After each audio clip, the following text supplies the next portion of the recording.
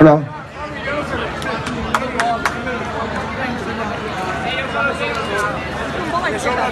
Buenas noches, Rocafalles.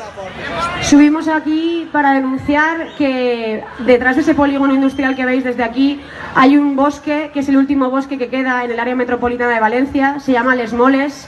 Actualmente la gente cercana a Paterna está haciendo uso de él de manera natural, estamos pues paseando a los perros, a sus niños, vuelan el cachirulo. Y como siempre, las empresas privadas e intereses políticos quieren privatizarlo y hacer un grandísimo centro comercial, el más grande de España, para que solo puedan tener acceso una población muy reducida de aquí.